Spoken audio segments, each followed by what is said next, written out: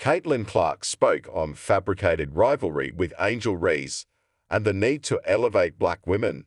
Caitlin Clark became one of the most talked about people in the world of sports in 2024, for better and worse.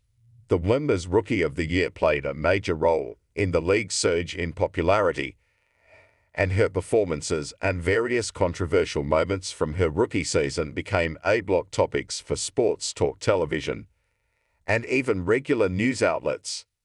For all the positives of Clark's rise to superstardom, both for her and the league, she has also found herself at the center of various culture war arguments, propped up as an avatar of the Great White Hope in a league of predominantly black women. When asked about it, Clark has made clear that people using her to push negative agendas is not acceptable. But issues have persisted, and some of her colleagues in the Wnba feel more can be done, both by the league and by Clark.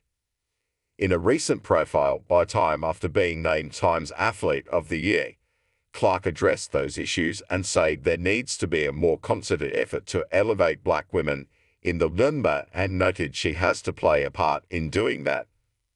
Clark is cognizant of the racial underpinnings of her stardom. "I want to say I've earned every single thing, but as a white person, there is privilege," says Clark. "A lot of those players in the league that have been really good have been black players. This league has kind of been built on them. The more we can appreciate that, highlight that, talk about that, and then continue to have brands and companies invest in those players that have made this league incredible, I think it's very important. I have to continue to try to change that. The more we can elevate black women, that's going to be a beautiful thing." Clark also addressed the rivalry with Reese, which she points to as being a forced, fabricated rivalry dating back to their college days.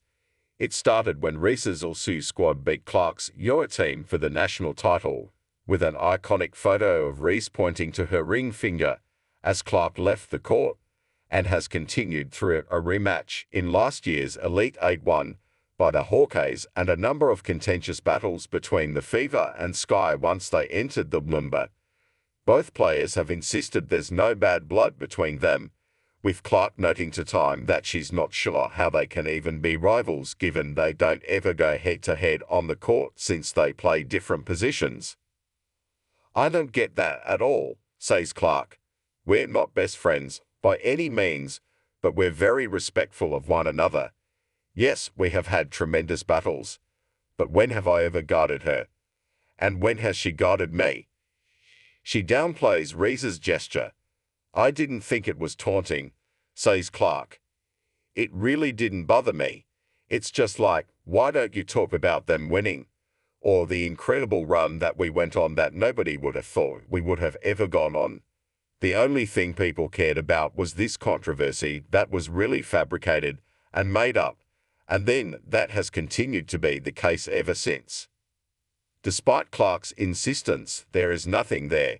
The Fever and Sky will meet 5 times this coming season, including in the opener, so the conversation about those two isn't going away anytime soon.